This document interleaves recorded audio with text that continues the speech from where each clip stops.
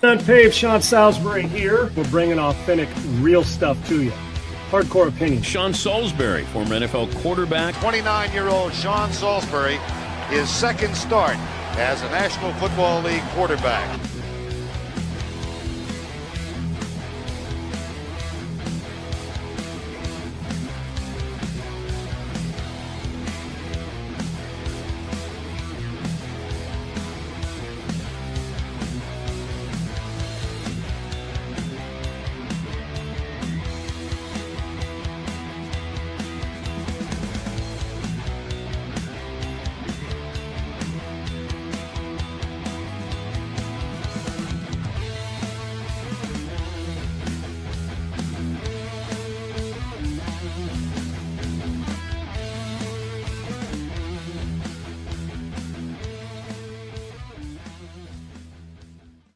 All right, welcome into Unpaved. I'm Sean Salisbury. Bringing Adam Sager here as well. Adam G. Sager on Twitter. I'm at Sean Unfiltered. You know, we got gold medals to talk about, unfortunate circumstances, and it's something that it hits home for a lot of athletes and a lot of people on the mental and emotional struggle with careers, and whether it's PTSD or injuries, things that happen. And we had another young man lose his life this weekend that we will get to.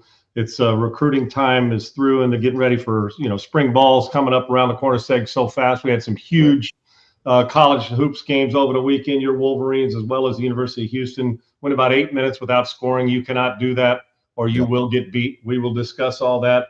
And Segs, you've heard me often say that scumbags come in all shapes and sizes.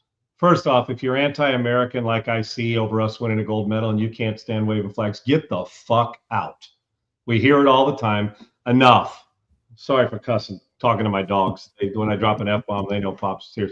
Enough. I am so tired of it. If I got to release dogs into Times Square or people down there doing prayer song and people hating our country and Americans hating America, you know what? We're to the point where you guys are eye rolling and yawning. I love our country more now than I did yesterday, and I'll love it more tomorrow than I did today. And if you can't be proud of that, just listen to the guys who actually represented the country when they played, when they got a chance to play or win or compete in the Olympics. And we'll get to that as well. I'm just so the anti-American rhetoric by Americans, it's absurd. And the things we're let going on in our country, I'm telling you what, man, if they don't want to be a part of it, get rid of them, whatever it takes. Okay, deport them, get them out. If you don't want to be here, get on your lifelong vacation and get out. If you don't like our country, if you're not American, you don't like our country, well, we don't care. Stay out. Right. If you are American and you're anti-American, the fuck you doing here? You bore us. You have no significant impact, and nobody gives a rat's ass what you think.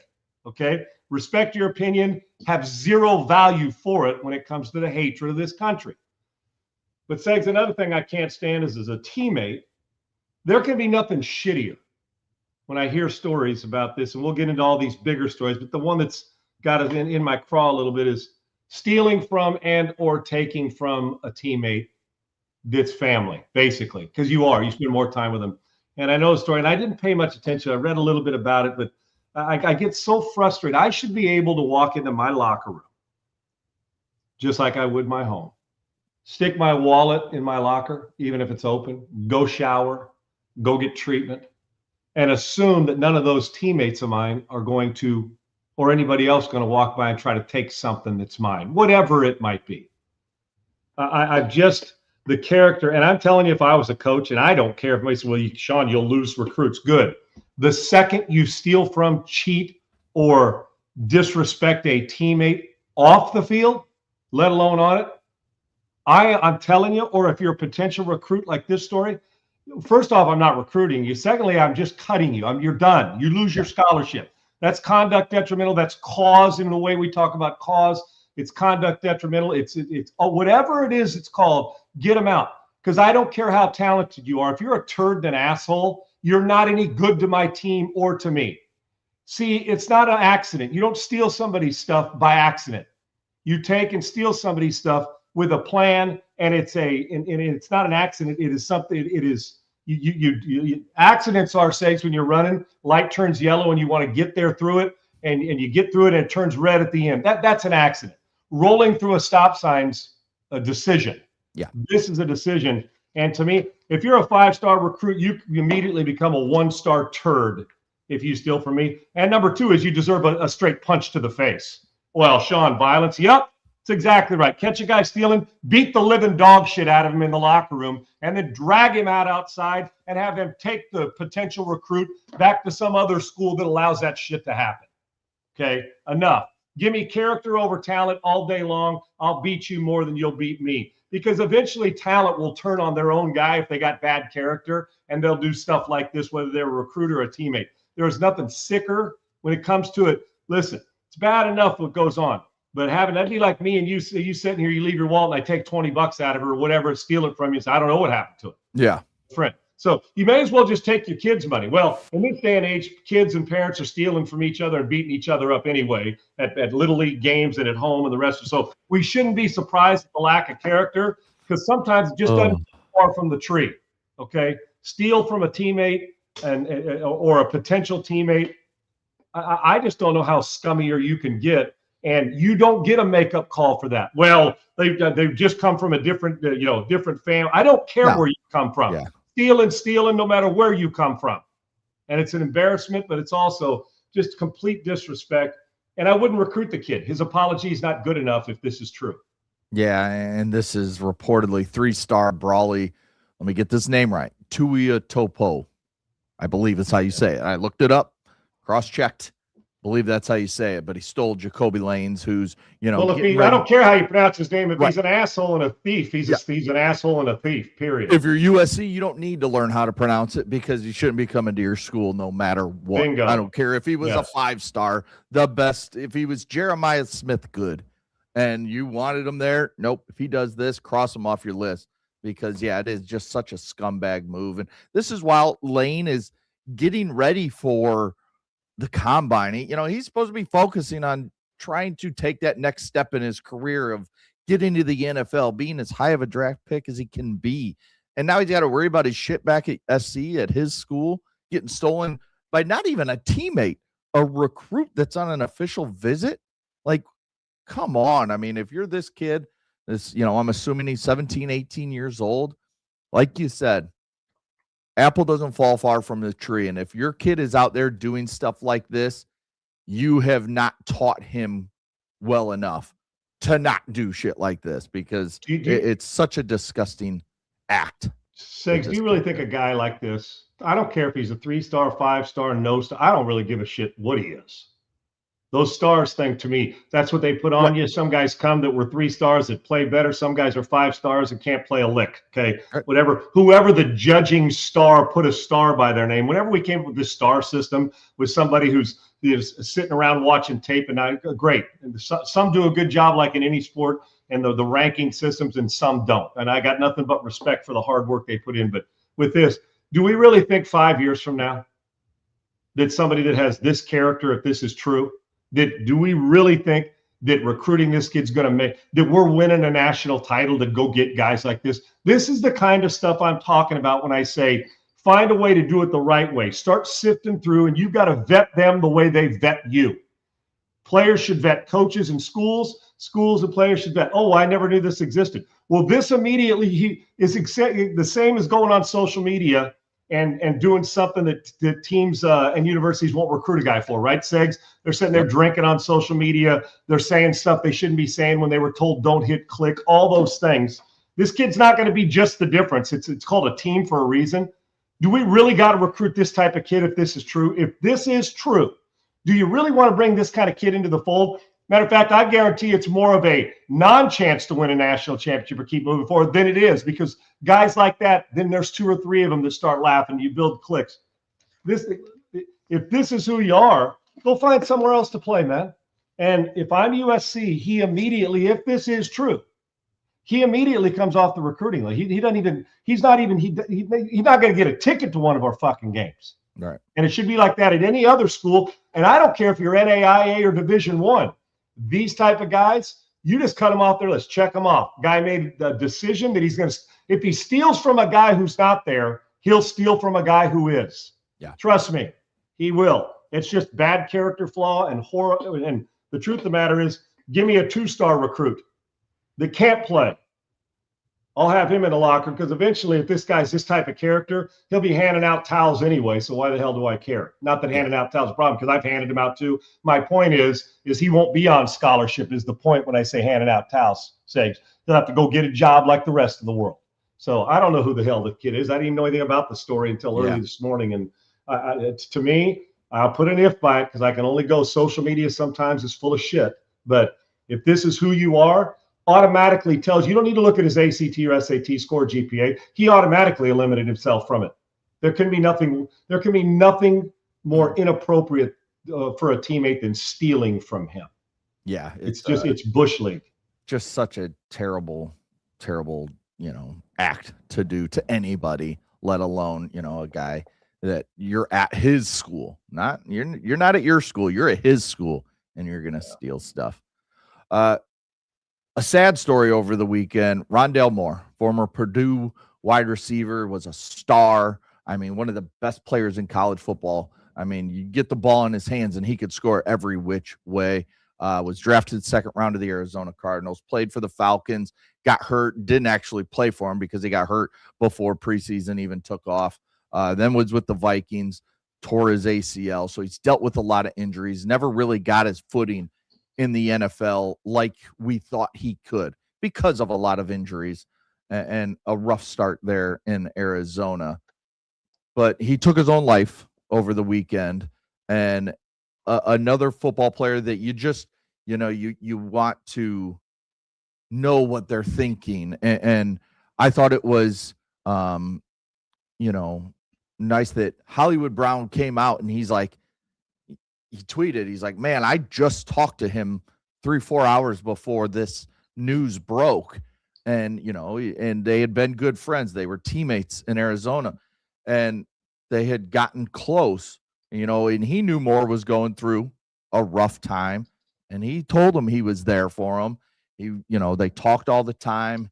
He told him that, and you could just tell by the outpouring of former teammates and people that knew him. Great guy, just going through a rough patch. And, sometimes when you're going through that patch, you just, the bad thoughts win, and the bad thoughts won here. So prayers to Rondale Moore and his family. But this is just another story that we have to talk about like this, where a young football player is gone too soon due to the stuff that's going on around him, if on the field and off the field. Happens every day in bullying in the world too, Segs, with 7th graders that don't play sports, with high school players, with men and boys and girls that feel left out or bullied or have nowhere to turn because there's no communication. We see it all the time. Mental health's a major problem. The one thing about mental health that's changed for the positive. Now, I don't know. None of us do, because we're not around to ask him. Somebody close will be able to come out eventually as we continue to mourn this young man who had his whole life in front of him and was a hell of a college player, or he don't get drafted in the second round. Right. But football aside, whether football had anything to do with this, who knows, but injuries, not being able to fulfill the potential you had in college because of those injuries, or you never know what's going on in his personal life with family, with his own, with a girlfriend, with a wife. You just don't know, right? We all speculate. But the things that we do know, I've lost a couple friends due to suicide, and one being Junior Seau. I've shared the story before. Mm-hmm. Junior was that way.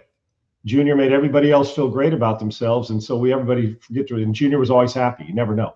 One day he's the happiest guy in the world. The next day we're getting a message that, at least I'm talking about on the surface sense. Yeah. Somebody that if I got married again, he would be in the wedding if he was alive. He would be a groomsman for me. That close to him. Only guy I've said before that when Junior comes up and hugs you, his tradition was always to give me a little peck right near the lips. Honestly, I know it's sad, but that was his tradition in history. And always when I was going through my tough times, and trust me, I know what rock bottom looked like, because we've all had, regardless of where your rock bottom is and how deep it took you, thoughts of how am I going to get through this? I'll raise my hand. I've been there. And you got family, friends, people who care about you. You still don't turn to them because you think you can fix things yourself. Because But the thing that has changed is it's no longer taboo to talk about. Yeah. When I first broke into the league, if you told somebody, I remember reading a story about, man, this quarterback or this wide receiver or golfer hired a sports psychologist to help. They got laughed at. Oh, you soft? You're mentally not tough enough to handle it on your own. And now it's commonplace. I mean, it's like taking luggage to the airport. I mean, you bring it along. You're talking to somebody, whether it's marriage counselor, psychology, whatever it is in your life. It's okay to sit down with somebody and share because you feel like you're not being judged. And so I don't know the depth of Rondale Moore's mental or PTSD or the injuries or a football self-worth, self-esteem. I do know this. That's why I always take a step back, and that is being kind. We see the commercials all the time, Segs, about, be kind, and you see the memes or the gifs about people. You never know what somebody's going through. And I'll guarantee you, because I feel the same way to this day about Junior. How did I miss this? How did I miss somebody you're that close to that cared about you? And Junior always immersed himself into others.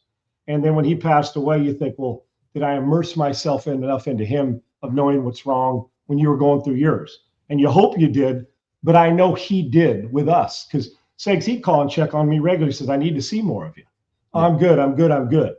And when you'd say it to him, he goes, Sals, I'm good. Are you kidding me? Sals, I'm good. And he'd smile and laugh because he was the happiest happiest person that was going through struggles I've ever been around, right? Yeah. And I don't know Rondale Moore personally, but I know this struggle is real for a lot. And then you have a bad game, and we all have a tendency to go on and beat somebody up on social media. And then you beat him up and he comes back on, and then, oh, he's soft.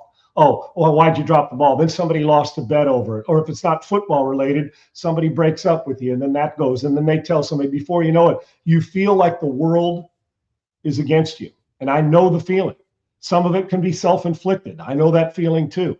Not the feeling of this, but the feelings of questions of, how am I going to get through? Then what do, Segs? You start leaning on other things. Some lean on drugs. Some lean on alcohol. Some lean on what other things that become the problem. Because you really, even though you got a million friends, you feel like it. You feel like you don't have anybody. So there's that emptiness. And if we could put a finger on what that was, more lives would be saved. Yeah. So I guess my message here is, when somebody's going through it, our first reaction would be, how do we help, as opposed to how do we criticize and name call and browbeat. It's something that we all, including me, get better at. But having been at my rock bottom to a point where I didn't know the next day what I was going to do was hard. And thank goodness the right people around, and a lot of prayers and a lot of thoughts. And, sometimes it's a passing thought, saying, man, how am I going to get through tomorrow? Yeah. Unfortunately for him, he didn't think he could get through. There's hopeless and there's helpless. Helpless, you're not. There's people out there that want to help. Hopeless, even if there is people that are there for you, the good Lord, your friends, there's that feeling of that separation of hopeless. You feel, well, they may be there and they tell you, you just don't think they are, or you're too embarrassed to ask for help. Mm-hmm. But it's okay to ask for help now, because the collateral damage from this is just as impactful. Segs, we lost a young man who had his whole life to live. The problem is he didn't think he did. Right. And somehow, some way, we got to give people that self-worth, if nothing else, not money, success, the self-worth to know that, man, I do have my whole life. This is just a small bump in the road, meaning the injuries or the lack of success that you're not having yet, or whatever it is. But I'm sickened for him and his family, and I sincerely mean that, because, Seg, I can remember one time, and I hate sharing this, but I was going through my rock bottom. And I had my friends and family always checking in on me, but my stubbornness wouldn't allow it to happen. Yeah. And I can remember I just had back surgery, and I was on Percocet, and it'll fuck with you now, buddy. Yeah. And 15 days of Percocet, by taking them every day, you do get addicted to the point you don't need the Percocet for physical pain. You need it for the mental pain. And I'd go to the movie theater. I had some physical pain, but I'd go to the movie theater by myself, and I'd watch a triple feature, and I'd go in and out and pay. True story. And just want to make sure I wasn't cheating anybody, right, even in my down times. And I'd go in and out and pay and watch 3 movies, even if they were shitty or good. I was taken away from that. But I'd make sure that I had a Percocet to get through the movie, so my mind was on the movie and relaxed and good. as opposed. And then you'd have maybe a little shot of bourbon. And I'll have a drink once in a while, but I was never that heavy get drunk guy, right? We've all been drunk in our day. And so they start to combine the two, and then you're not working. You're not doing the things, and your mind's idle. And I can remember one time mixing. I was feeling so bad. I got over and I went in and put my head over the toilet and was laying on the bathroom floor at my home thinking, I'm not going to make it, man. And it wasn't 500, it was 50 milligrams, right? Which to some, like, that's ridiculous. I'm a big guy, right? And then that, and you feel lonely and you feel miserable and you're saying, I'm not living up to my potential. Even if it's just a 10-minute bout you're going through, that 10-minute can change your life. I can remember laying there on the floor, boxer briefs laying on the bathroom floor in my bedroom, thinking, I don't know how I'm getting through the day. And you know what you do, Sigs? You gather up, you get yourself up and wait a while and maybe grab another Percocet. You see my point? And then after 30 days, I'm like, man, I can't do this anymore. And it's really hard to stop. But my point is, in talking to friends, and all you need is somebody to give you a chance to get through it, or a job or an opportunity. Even if your mistakes were self-inflicted, that's okay. We all fuck up. Right. So I don't share those stories much. And there was more than just that, where you ride around and think, man, you're embarrassed. You don't want to ask for help, but you know you're strong because you've been able to overcome other adversity. But and you don't know when it's going to hit you.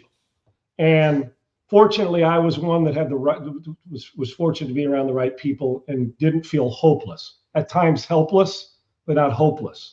And then you pick yourself back up, kind of like football, sakes. You get punched in the face, and what do? You get back up and go get yourself some more. Yeah. And you get punched in the face and play another down, and you get back up and do it 80 times a game. And in life, there's 8 million of them. But we never know what that one trigger point is, whether it's injury, football, self-esteem, social media, drugs, alcohol, a breakup with a girlfriend, wife, kids, you're not getting along with kids. And then one leads to another, and that snowball goes a lot faster on the negative than it does on the positive. It just does, or at least our perception. Yeah. And when you fix it and you control it, it's like I've been given another chance. And I'm sure I'm speaking for a lot of guys and buddies of mine that have been through it too. And I'm fortunate, but I can remember those moments. And I can remember that I didn't think I was going to get to the next day. And I don't even know what the whole thoughts were going through my mind. I just was laying there thinking, what do I do next?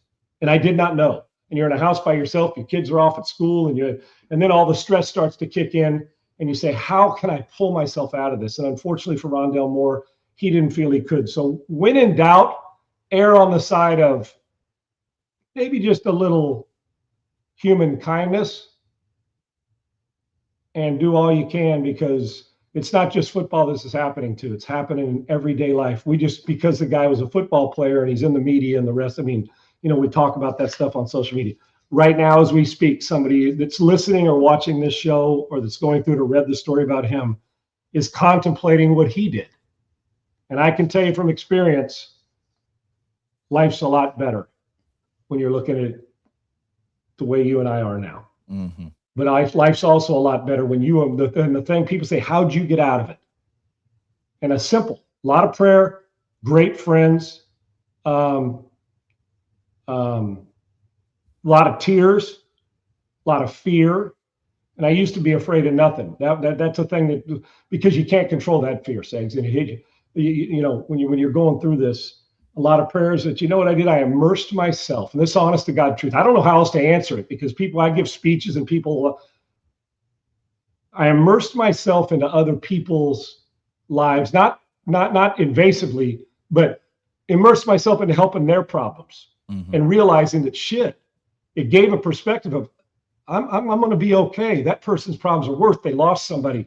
And my trigger points: job, lost a home, lost a dad, my marriage. I'm talking about in a matter of 16 months, I lost every trigger point that if you went to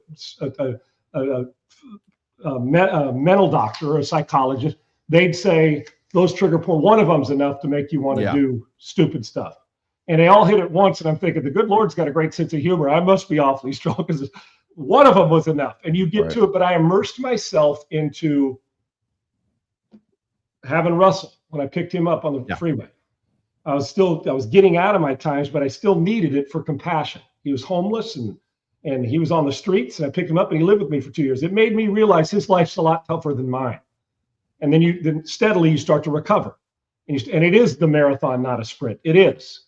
And steadily, and you're afraid it never leaves you. Just like somebody who's a drug or an alcohol addict, you're just afraid it's never going to leave you. That what trigger point can get me back into that bad mode? You don't want that. So I always immersed myself into other people, which got me out of my problems faster and realized life's too good for me to do this. I feel for Rondale Moore's friends and family because I can't imagine what he was going through. I can a little bit, but I can't totally imagine what he was going through when he sat in that room and decided to take his life. Be kind when necessary. It's important. Yes, 100%. And this is just, on the heels of just over 3 months ago, where we talked on this show about Marshawn Nealon of the Dallas Cowboys, who, ran from police and then ended his own life. And it's just, it's a thing that happens way too much. It's a situation that too many people are going through. And like you said, the biggest thing is just, if you are going through it, talk to somebody, talk to anybody. And don't be afraid, because we're not nowadays says it's not taboo. Right. It's not. And Dr. J asked a question, and I think this is important because I've been through it a number of times. Wondering if you could speak to the lonely days of pro athletes spends rehabbing.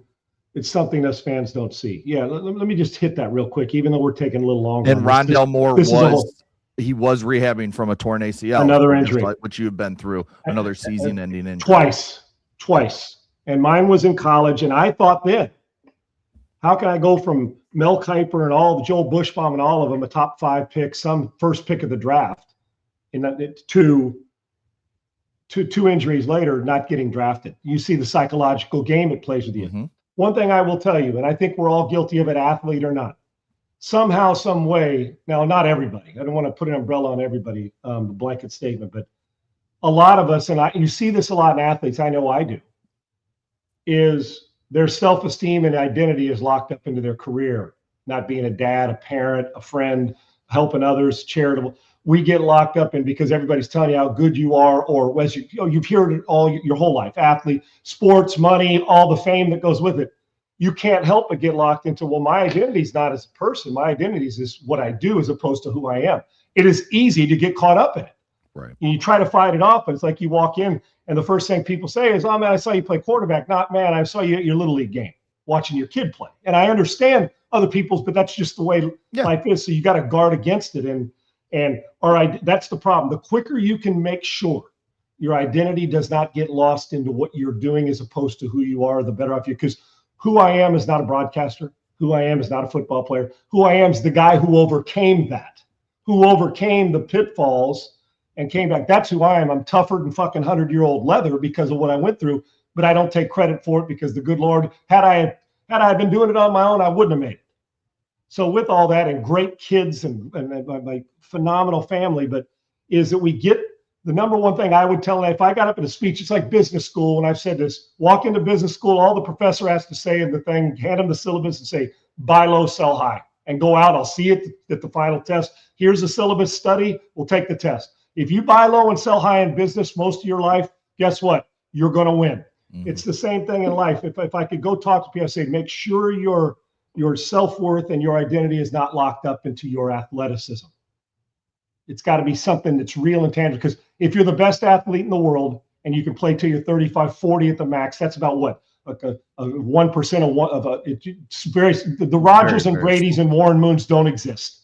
Right. If you get to 33 and you've had a great career and you got to retire, the rest of your life's still in front of you. So if your identity's locked up into that, 5 years later, they're asking for the 17-year-old's autograph, not yours. So getting out of it. But I can tell you, as I've been through rehab, you go from the starting quarterback to you're the or a captain, and you're leading your team, and you're top-ranked team in the country. Shred your knee. The next Monday, you're in the rehab room rehabbing, and there's this feeling of, if you're around it, it's like it's contagious. Players will walk by, hey, Sean, how you doing, buddy? What are you seeing? Teammates. Yeah. They're going in to get their stuff, get their ankle tape, going back out to practice field. Team keeps going. Team keeps winning. Like John Robbins told me, we're going to win whether you come to USC or not, and we're create an environment. We're still going to win whether you come or not. And it's true. No one player has ever been bigger than a program, ever. But you think you are. You think that they can't go on without you. and you're rehabbing, you're sitting there, you're going on the Cybex machine, the Orthotron. Hey guys, how you doing? Now they'll have a beer with you, but it's just, later on. But that feeling of camaraderie, not on purpose, but you're left out. And even if they're not trying to leave you out, they got a job to do. They got to go to class. They got to go to school. They got to go to their home to their 3 kids. The guy behind you's got to try to do his job. And before you know it, Segs, they keep walking by.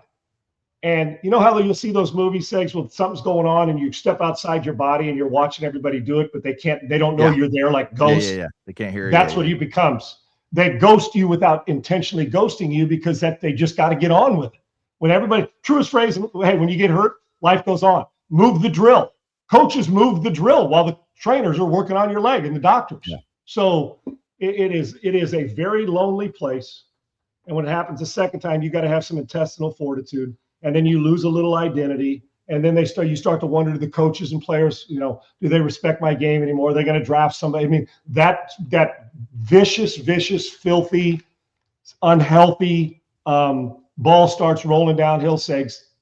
And even if it's not, you've created that it is, and now you're chasing the wrong way. And so it's a hard, lonely thing. And it's obvious that somewhere the Wires and Rondale Moore were, whether it was self-esteem, fear, scared, hopeless, whatever it was that caused this. I would imagine, Segs, it usually isn't one trigger point, it's more than one. Yeah. But the trigger point that and I don't say trigger point talking about how he passed away. Right. I'm talking about the trigger point, that's not what, the trigger point that gets you to that point of can I go on is my point. That mechanism that like kicks in, like I said, it was for me, whether it's, man, this gig, or is this person going to doesn't like me anymore? Or am I going to get another chance to do what I love to do? All those things that trigger your mind to go crazy and start to doubt everything. And you start to, my mom called it chasing a ghost or borrowing trouble. And when you're going through it, you borrow trouble. And unfortunately for Rondale Moore, he didn't feel he'd get out of it. And I'm sick for him and his family because it hits close to home with some people I know that have taken their life. Yeah, it's just such a tough, subject to talk about, but something that needs talked about. I hate talking about it, but I know it needs to be talked about. Yes, right? Yes. I hate the reason we're talking about it, I guess, Segs. But if we don't, then it gets brushed under the carpet. And then the next person that faces it that feels a little overwhelmed turns into a big overwhelm. And we're having this conversation again because instead of helping, we decided to criticize and run from it. We have to run to problems to help those people in need. We just do. And we've got to get out of our own way and go like people did and immerse yourself when somebody came to me and allow them in. You've got to allow people to help you. You can't do this alone. And there's no drug that fixes it. I'm telling you, I'm not talking about in his case, in any case. There's no drug. Matter of fact, it only enhances it in the long run. That's not the answer. The answer is talk, and talk to people you trust. All right, we're going to take a quick break here. When we come back, we're going to talk gold medals. We're going to talk franchise tags, and we're going to talk some combine. So those 3 things when we come back. But first, tell me about Augusta Precious Metals. All right, it's all about Augusta Precious Metals, your premier gold IRA company.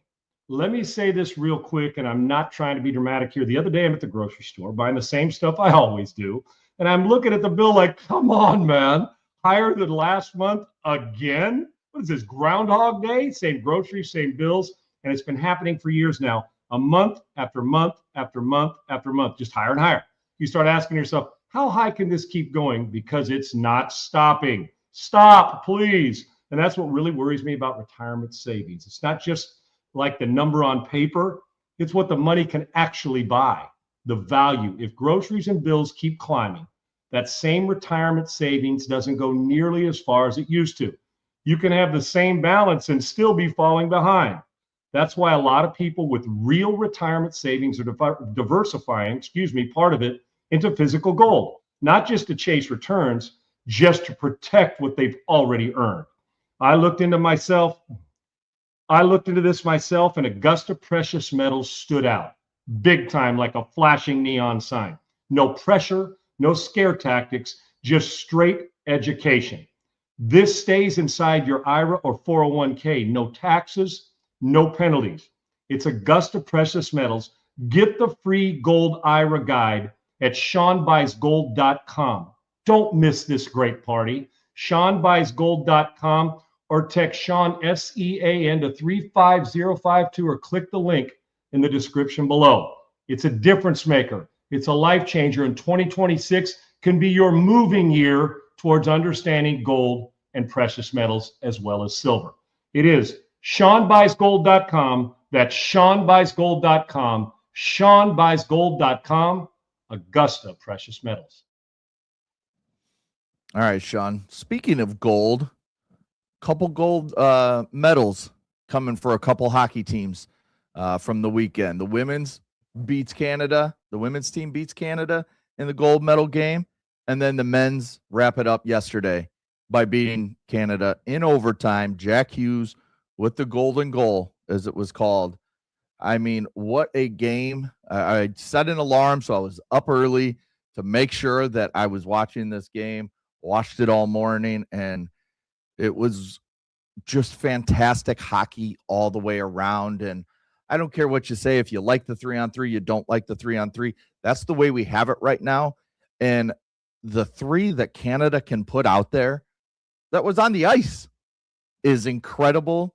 But Jack Hughes and company get the job done. What a game. What a match after what we saw in the Worlds, you know, in that 4-country tournament they had where, you know, it started with the brawl. You know, as the puck was dropped, they started with the fight.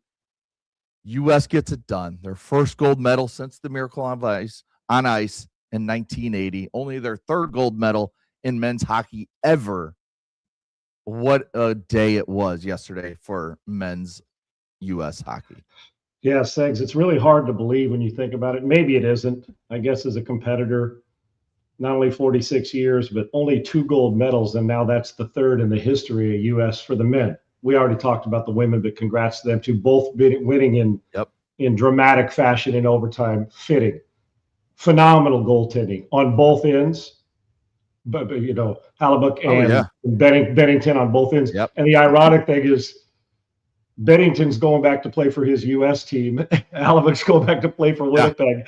I just the layers of this, these guys that they'll fight and get after it are going to be sitting next to their buddy when they get back talking gold and silver. Right. And then, but the pride in your country, as you listened to our U.S. men talk about, you know, how proud they were to represent the United States and talk about being moved by it.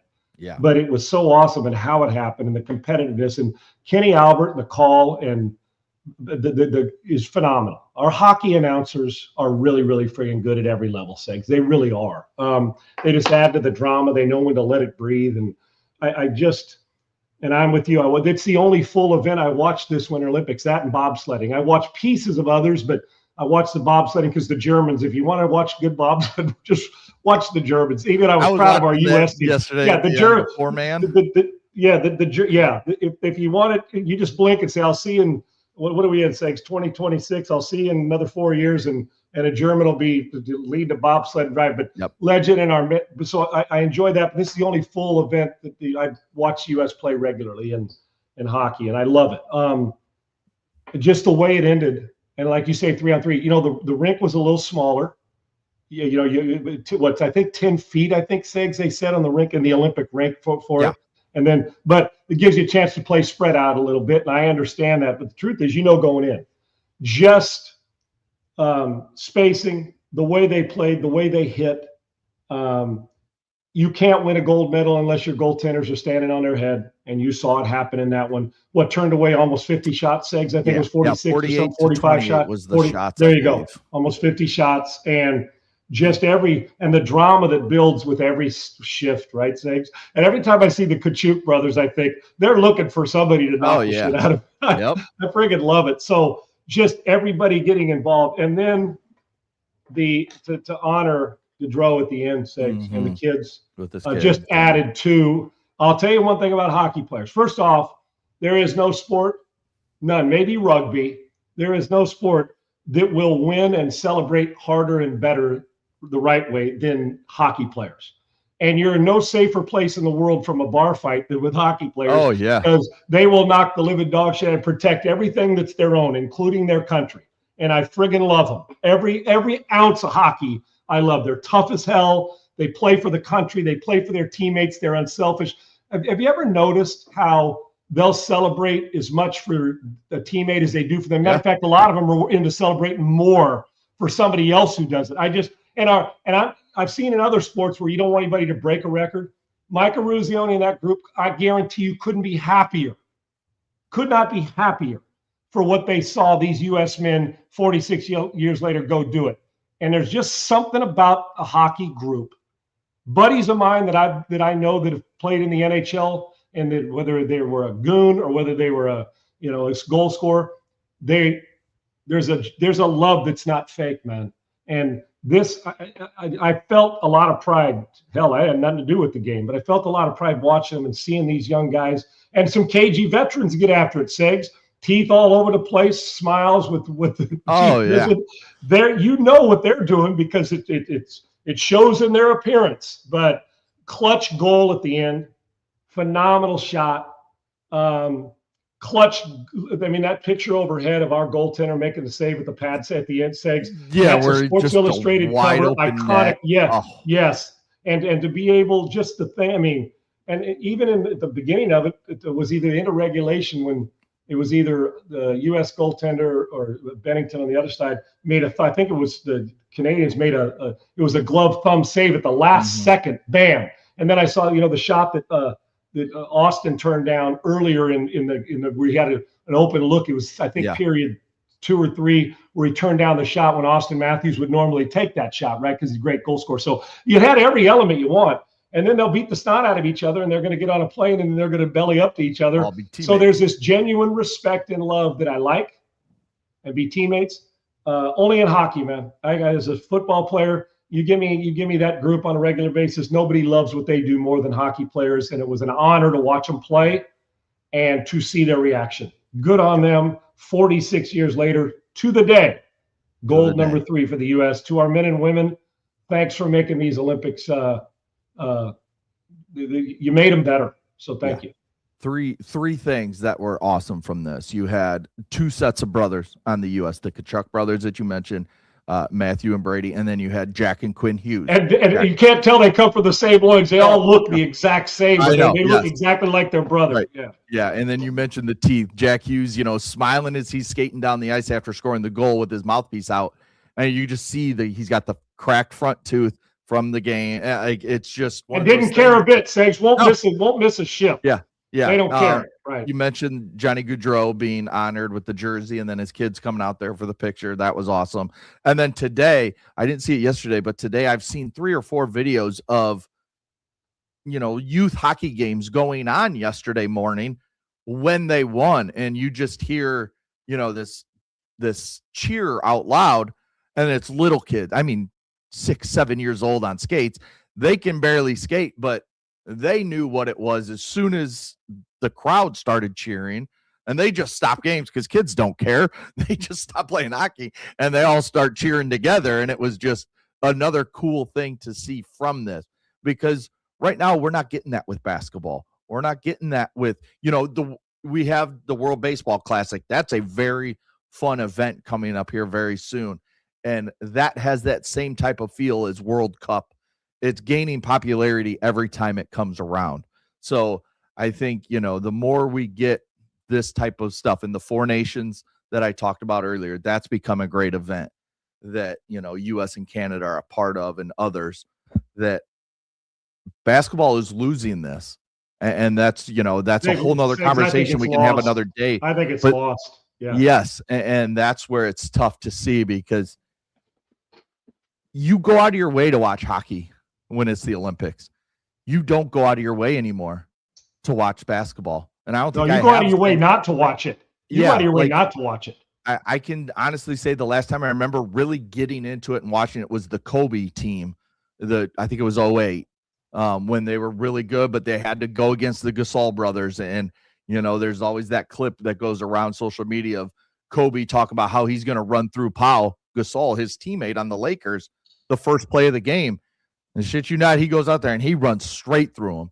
And I think that showed LeBron and company like, hey, this is serious. We don't take this lightly. U.S. is bigger than my teammate, right? Yeah, we're representing our country. But that's definitely another conversation we can have for another day. Think about this with all the great, think about all the time these Olympians put into getting ready. It's their moment that some will never get again, right? I'm talking about individual sports and not taking away from the Michaela Schifrins or anybody who won a medal, God bless them. But there's nothing. And I'm going to say something. I can remember when Jim McKay was calling the Olympics and the, and what happened in 76 Olympics, the tragedy when the hostages, and you go through Olympics, from boycotting Olympics I wasn't born, but from Jesse Owens all the way up to Carl Lewis's dominance to Michael Phelps. I mean, you can go all over. Great. But nothing in my life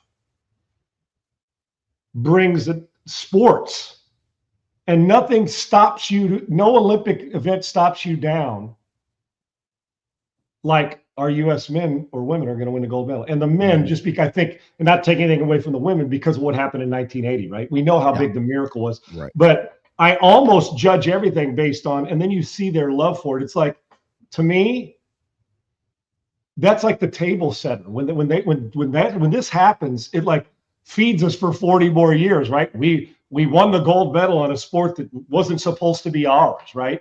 Yeah. And our U.S. men, and the fact says you went back to the 4 countries, the world in hockey, where the second they dropped the puck, gloves, they knew they were going to throw down, get it out of the way, and then get to playing some hockey. I friggin' love it. And then those same guys that just beat the dog shit out of each other will go drink a beer and laugh about it while they're pulling another false tooth to put in while they're at the bar. So, but there's just nothing like, and I think it has to do with 80 because you didn't have that feel but once until 1980's gold medal. That was back in 60. And it doesn't take away from the individual, but there's something about a team Olympic win that to me is bigger than anything. And you say we're losing it. Our Olympic men's, it's nowhere near the same as Dream Team. Not even talent, but I'm talking about just on how it hits.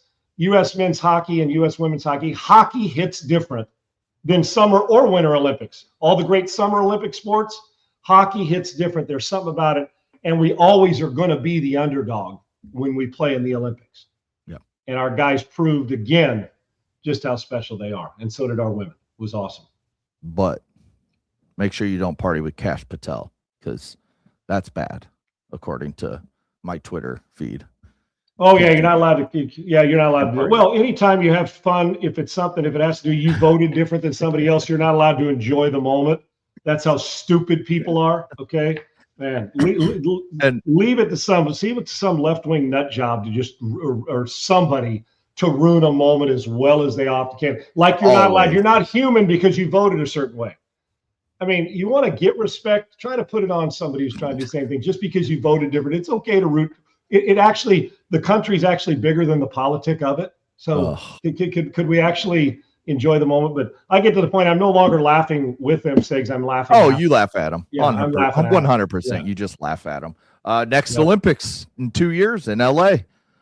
So we'll last one I went to, Segs. I was at the 84 Olympics in LA, and it was you think it's one thing to watch it on TV, and you go out to like the track and field events and watch the guys run. You're like, okay. That 9.7 or whatever we're running now, or just you look at the pole vault and you think, no, I don't want any part of that. It's nuts how they're moving. So it's gonna be awesome. And with golf, I think they're playing it at Riviera as well, and with all the events. Hopefully LA will be ready for it and get a lot of the stuff they need fixed there, because as we know, leadership hadn't been good there, but nothing better than a good Olympics to bring them together. So I'm looking forward to it. 100%. NFL news: Jags GM James Gladstone and head coach Liam Cohen have decided they are not going to attend the combine.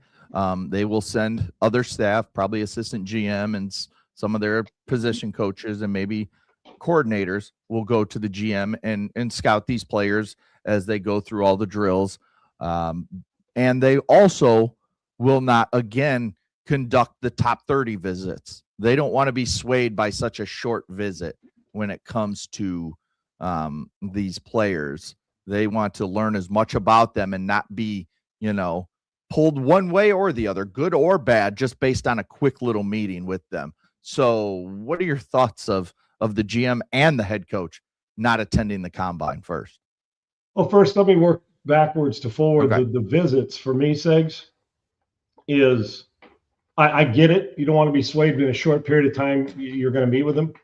To me, it would be the reason why I'd like to sit face. I know they do it at the combine, and then they do it in their own building. One is I always believe in person's better than over the phone or Zoom. Number one.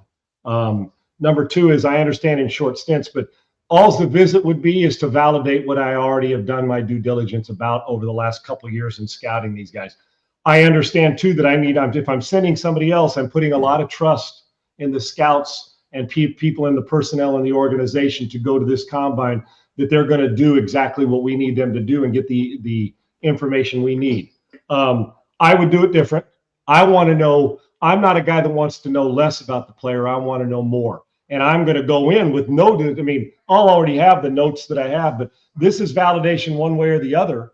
And if it's in between, then I'll visit with them again to find out, okay, what do I need to know? Or talk to somebody around him. I'm big on talking to the backup quarterback. If I've got a quarterback, talk to the quarterback, talk to somebody who just doesn't sing the praises, talk to somebody else. I want to, if I'm investing in a company, I want to know everything about it. That's just me. If I'm investing in a marriage, I don't want 5 years into it. I didn't realize that you hated 6'5" dudes. You should have told me that before we got married. You get my point. I want to know what I know, and anything that I can to validate my investment to get return on it.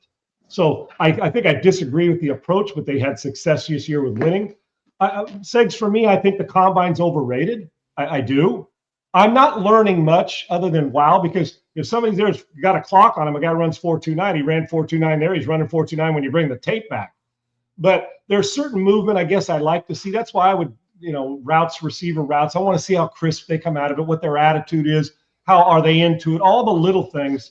The combine's nothing but a cherry on top of it to get the measurements and measurables for these guys. And then you'll see the combine breaker. But really, in true Segs, what am I learning about a player?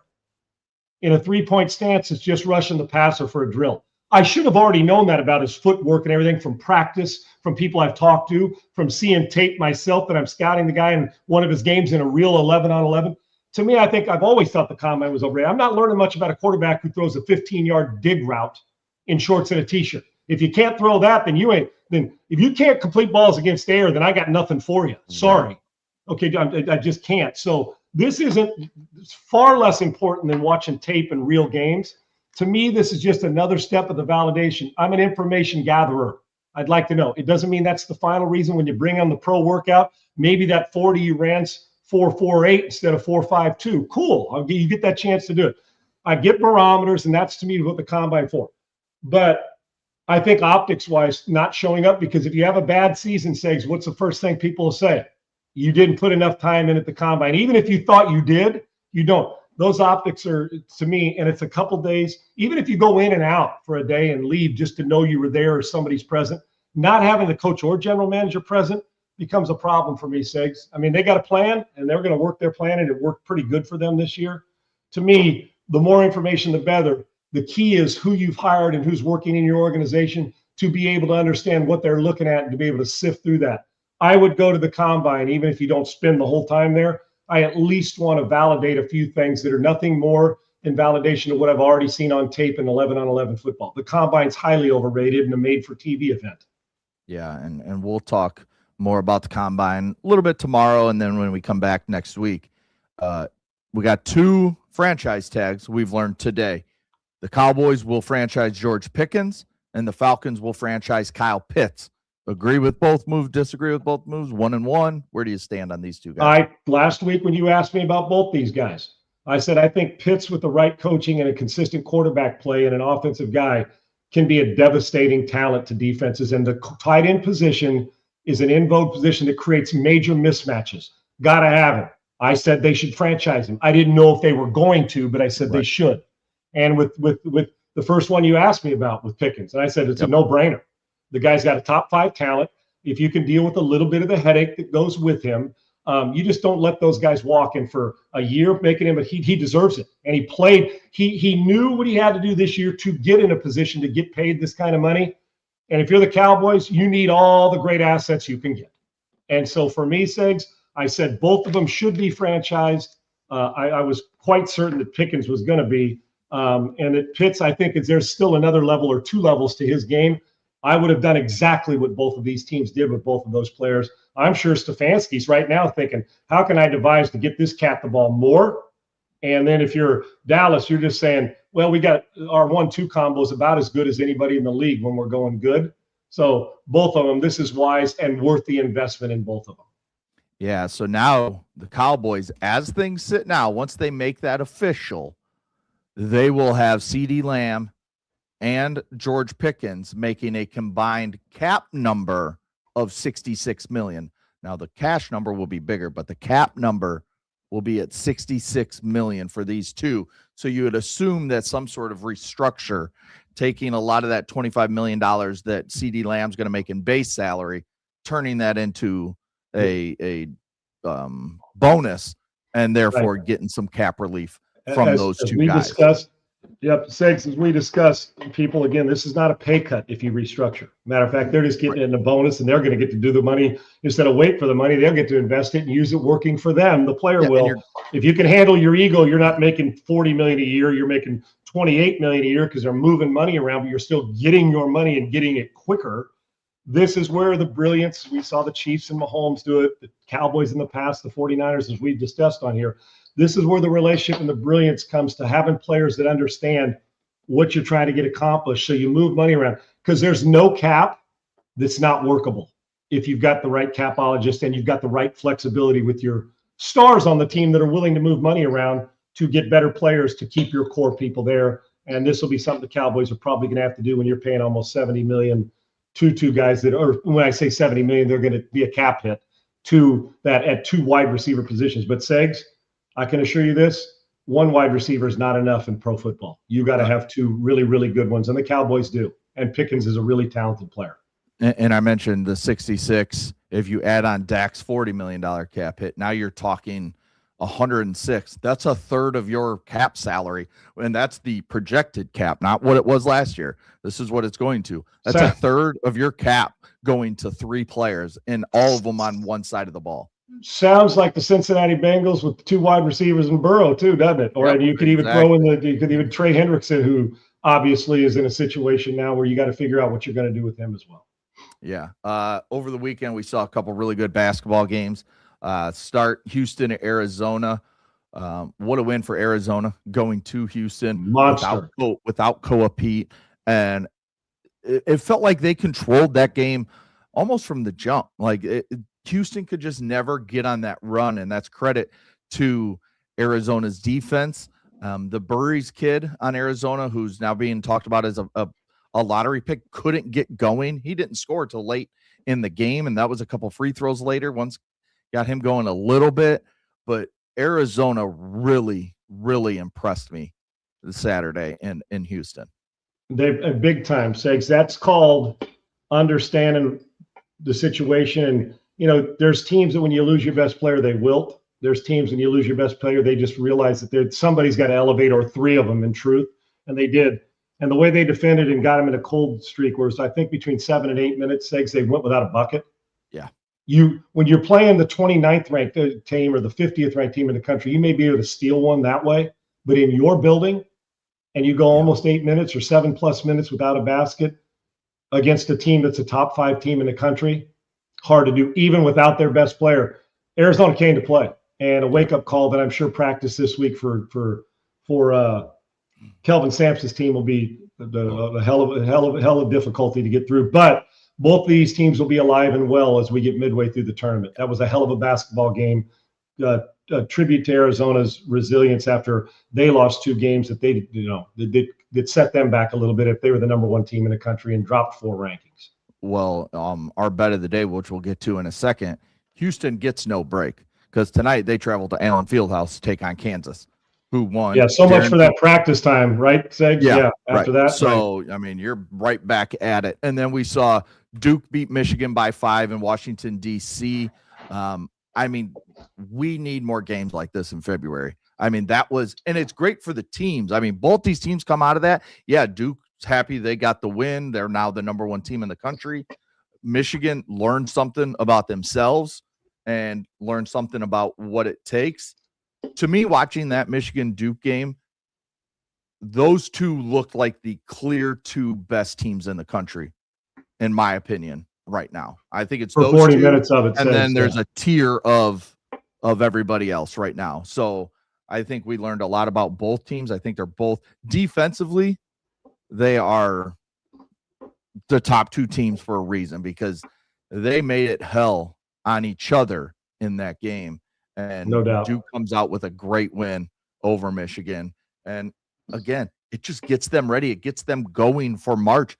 They got their conference tournaments coming up. Duke's isn't going to be that hard in the ACC. It's not a great conference this year. So you want this type of game to get you moving towards March, and you can use this for the next few weeks to get yourself ready.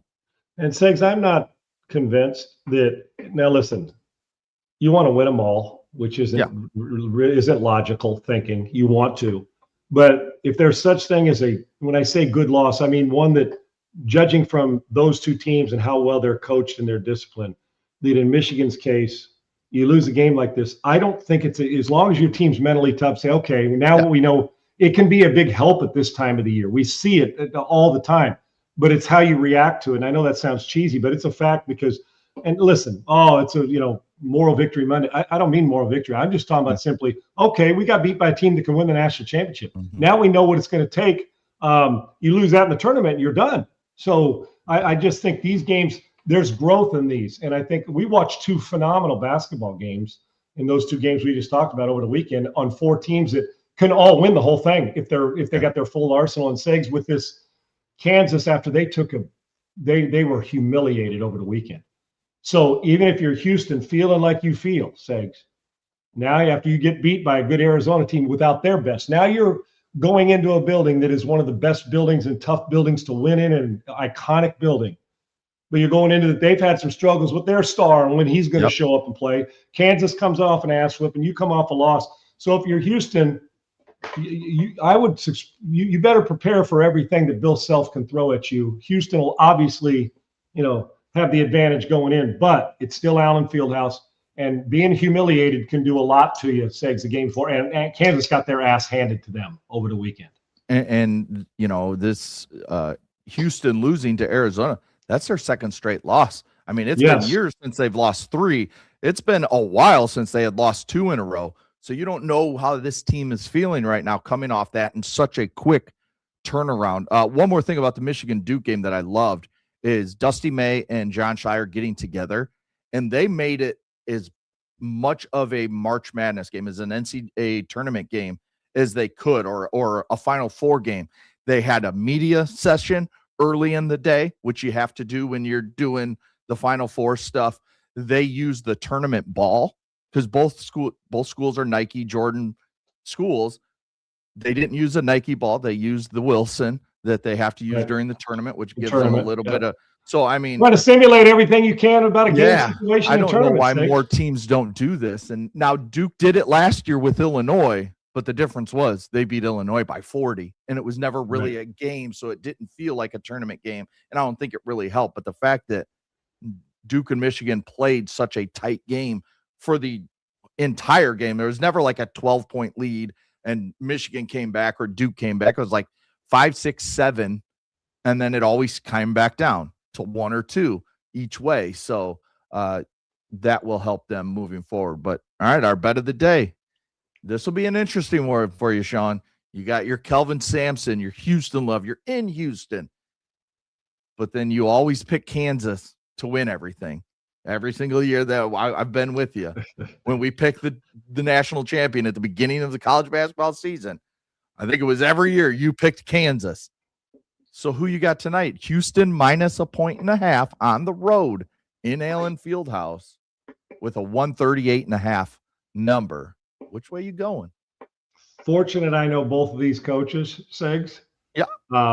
And Kelvin, somebody I think I know pretty deeply and admire both of these guys. Both will look, Kansas will look different, I assure you, than you saw over the weekend. Yeah. But Houston's defense will maul. Give me Houston with the win on the road. Okay. They can't. They have to. This is a monster game for them. At this time of the season, I mean, you can't stress enough how much these games matter to a lot. I just think that Houston, the resilience and the way they get after it on defense, and I don't know what I'm going to get out of Kansas's star players. Say, I just don't. I just. This is one of those games. If you're him, you have to. I don't care if you're throwing up in a trash can. You find a way to get it done, right? Yeah. You just have to play. There can be no excuses and no hammies and cramps and whatever it is. But I'm going to say that Houston's mentally tougher than Kansas. Give me Houston, and they'll win on the road, and it'll be more than a 3-point. What'd you say? $1.50? It'll be more than that. Yeah, 1.5. I mean, when I say more than that, 5-6 points. Because when Darren Peterson, played 2 games ago, is when he went off, scored 22 points in 18 minutes, and was the best player on the floor, but then took himself out against Oklahoma State. Only played those 18 minutes. Then he comes back and plays 32 against Cincinnati, plays like shit, was like 1 of 8 from 3, and didn't make an impact on the game. And Cincinnati went ahead and won by 16 or 18 points there. Curb stop, man. Yeah. You're right. I think it all depends on which Darren Peterson shows up. I don't know which guy's showing up the rest of the way. So, can you imagine Segs having to coach that, not knowing? Imagine trying to put a game plan in and say, and I got news for you. He scores 22 in 18 minutes, but only plays 18 minutes. That won't be enough. Houston will win. He's got to give me the 33 minutes he gave me against Cincy, but he's got to give me the production he gave me in the previous game where he had that's exactly right. So this is a monster game. The one thing I do know who's showing up is Houston's players. There, you don't have to question that, Segs, because you know what? You know how they deal with it? Kelvin leave his ass home. Yeah. He just would. So it'll be a great game simply because the building alone says great game, Segs. The matchup even makes it better. But we're all in that. I don't have any idea what Darren Peterson's going to bring to the table, not talent-wise, but show-up-wise. Should be really interesting watch, and I can't wait to see it. It will be a fun game to watch. I have Houston in the over in this game, so I think you just like the tough physicality of Houston. No doubt. Even coming off 2 losses. And if they do lose a third, then we're in kind of uncharted territory for this Houston team and this coaching They want a staff. 1 seed, Segs. And they want a 1 seed. You losing 3 games in a row this late in the season will drop you. And there's a chance it drops you off that 1 line. And then you got to go through a tough Big 12 tournament to try and get yourself and win that just to get yourself back to the 1 line. Well, Segs, if they lose to Kansas and this third loss and we're rolling in and that kind of trend, a loss to Kansas, they're no longer a 1 seed. No. They're no longer a 1 seed. And I think you're talking they're well aware of it. Yeah. And to me right now, I personally don't have them as a 1 seed. I think they're the first 2. I think they're behind Iowa State. And then you have Michigan, Duke, and Arizona is the right now lock 1 seeds. And then you have Iowa State and Houston battling, but Iowa State just beat Houston. So yes, I give the edge to the Cyclones in that scenario. But Acord weather, yep. Yeah, go ahead. Put it this way, Segs, they're capable of getting on a run and finding themselves right into winning the whole Big 12 and running right into a 1 seed, no doubt about it. And real quick to Acord weather, if I was the Minnesota Vikings, I'd go out and get a veteran who can play. Now, they're not going to draft a guy anywhere high. They need a veteran backup quarterback. They have to. I don't care. I'm not sure who it is. They're not going to trade for a starter. They've already passed that up the last year. They already gave that up. So they should find a way to, if you're the Vikings, go get somebody who can be if you lose McCarthy for a game or 2 or 3, that you got a guy that can win those games. And that's a big part of their offseason. It's an absolute must. Yeah. All right. Tomorrow, I want to ask you, heading into the combine, let's run through some of the top quarterbacks and what you think about them in terms of where you think you have them, what round you think they'll be drafted in, where you think they should be drafted. Do you think they're a starter long-term? So we'll kind of run through some questions with some of the top quarterback draft picks. And then we'll get into more about the combine. You kind of gave a little bit today of how you think it's overrated, but maybe a little more in depth of which parts you think are overrated, and kind of get into Fair. that as we get ready, as they start showing up today and starting their weigh-ins, their medical checks, I see they even get an ortho check. You get a mouth check. So, I mean, hey, maybe they need braces. I get, yeah, I don't know. I never had to have my wisdom teeth pulled, so I guess they figured that out when I went to the combine camp. So I'm not sure what that has to do with anything, but I can tell you this. One thing I do know, Segs, was the combine, if you felt good going into it with your orthopedics, you'll feel shitty coming out of it because they poke and prod to the point you damn well need surgery when you come out of it. And after 2 surgeries and me going in there, they poked and prodded. I mean, they were wrenching it around. By the time I walked out of there, I needed to sit in a plunge pool because I was so beat down. Well, it always seems like there's one player that comes out of this and they have like an underlying heart condition that is found, or something along those lines, and it's like, now you're finding out serious shit that you got to go get taken care of, and football isn't even on the forefront anymore. You got to go take care of yourself. That's one of those things that's not overrated, Segs. Finding out about, not only for but to find out that for the kid, for the kid to know, okay, what do I got to do that I didn't know I had this problem? Yes. That's a big help. But there's a lot to it, and we'll get after it, man. Yeah, so plenty to talk about tomorrow. And tomorrow will be our last day of the week. We're going to take the rest of the week off. We'll come back the following Monday. We will jump right in, tell you everything we've seen from the combine. We'll probably have more franchise tags to talk about if we don't have them tomorrow. We'll have news. We're already talking cuts. We're already seeing some cuts being made or that are coming. So we'll get it all in as much as we can tomorrow. Then we'll be back Monday. What's that? The 28th? What is it? I think February 28th. Yeah, that's the March 1st, isn't it? Because there are only 28 days in February. Sure. Yeah, I think the Friday's the 27th, Saturday 28th. Of March 1st or 2nd, I think. I think March 2nd, according March 2nd. Yeah, March 2nd. And to JB, he's normally our Monday guest. JB off today and stuff. So plus he's recuperating from that great birthday he had over the weekend. Yeah. So again, happy birthday to you, JB. Yeah, I'm sure he's still recuperating from his great birthday weekend. That's as big a guarantee as there is. I promise you. Yes. All right. Thanks for watching UNPAVED, the flagship show for USC football and Houston Texans coverage. Get to YouTube, like and subscribe at UNPAVED, Sean Salisbury. Get all the notifications for when we go live, and we'll have extras coming for you here in the near future. Thanks to Bailey. Thanks to Laura. Thanks to all our viewers and listeners. We will be back tomorrow, 1 p.m. Eastern, noon Central. Peace. UNPAVED, Sean Salisbury here. We're bringing authentic, real stuff to you. Hardcore opinion. Sean Salisbury, a great NFL analyst, a former NFL quarterback.